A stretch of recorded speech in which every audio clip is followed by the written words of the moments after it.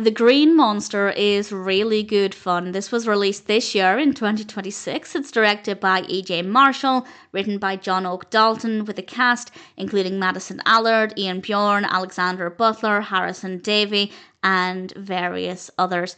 And needless to say, this is a Grinch-inspired monster. At least I'm assuming. Could be a coincidence. Definitely has a Grinch-like design though. Starts off very strong, with a nice festive intro and an introduction to the Green Monster, which is great. We get to see the character immediately, which I really, really like. I love the character design. Then the narrative slows down a little bit. The narrative maybe isn't as intense or as scary as I'd like, but we do get to see a decent amount of the monster throughout the film, which is not always the case with this kind of film, so I do really appreciate that. In short, the film is about some people who are in danger as the Green Monster is out to attack and kill. The bits in between the attacks, not the most interesting, but they're fine. It does make it quite an easy watch. It's not the most intense, but it's still enjoyable.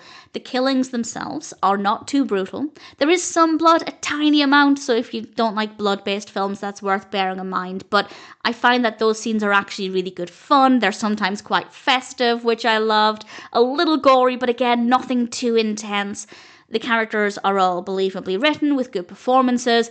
I wasn't really emotionally invested in anybody. I wasn't bothered if this person would be killed or this person would be attacked. But at the same time, I liked them. Good performances. No problems there at all. And the monster is, fabulous. Fabulous. Great character design. Definitely very eerie. We get a really nice amount of time with the monster, which I really appreciate. And sure, I wasn't emotionally invested in the time in between the monster, but those scenes are pleasant enough and generally quite easy to watch.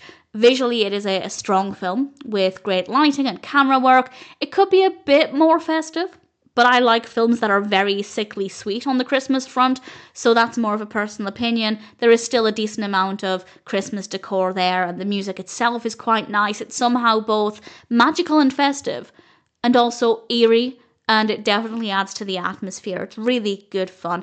Not a scary film, but it is entertaining.